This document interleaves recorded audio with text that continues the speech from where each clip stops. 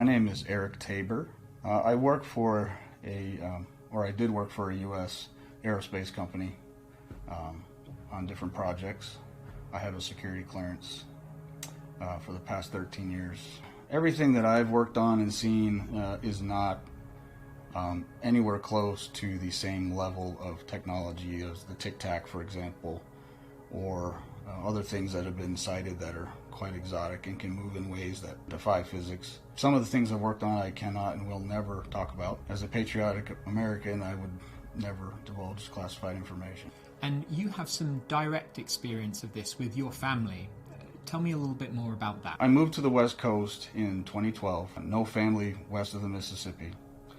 My grandmother was nice enough to let me know that I had a great uncle named Sam Urquhart. He told me that he worked at Area 51 from 1997 until 2014. Stayed working there as EG&G evolved through a merger with Raytheon, I believe, into the company known as JT3, and then retired in 2014 as JT3 transitioned into JT4. He said, when I first got there in 1997, I had a personal conversation with a senior EG&G engineer whose group was tasked with trying to reverse engineer, figure out an object that was brought there by some CIA people in the 1980s, and it was supposedly found just resting in a remote desert location, fully intact.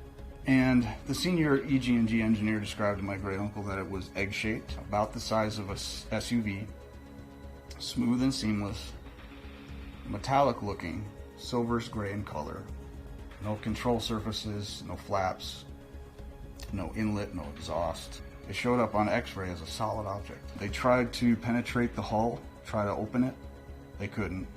They said that they were able to take some very small samples of the material.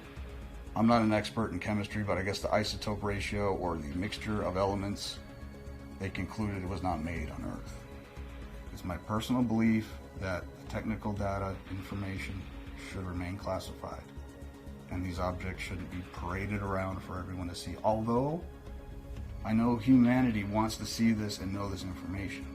The problem is other countries have these objects as well. I conducted a 45-minute phone interview directly with Aero, told them everything that I'm sharing right now. Shortly after the interview, they forwarded me a memorandum of record to sign and date initial, and that's going to be compiled with all the other data they're collecting into a historical record that's going to go to Congress sometime next year. My dealings with Aero, they were very professional. They were very interested in what I had to say. They never said, don't talk about this. They never were threatening. They never were demeaning. What would you say the value is of this information? You know, on the one hand, you are giving a story that's second or third hand. This is retold by your great uncle who's now passed away. On the other hand, this could give us a very interesting lead to potential alien craft that's hidden at Area 51. I think the public wants answers, and they want answers from Aero now, but there's a lot of people contacting them, like I have, and they're trying to get not just some data, but as much as they can, compile it, and give it to Congress for them to disseminate. It's not going to be compiled and just given to a news organization. So people, I think, need a little more patience. Skepticism is good and holding people's feet to the fire, but at the same time, you got to let investigations take some time. Disclosure has to be done carefully. It has to be done carefully. We don't want our enemies to know everything that we've got. Do you have a message for any other potential whistleblowers or people with information about potential crash retrievals or UFOs? What should they do? Never want to play your full hand.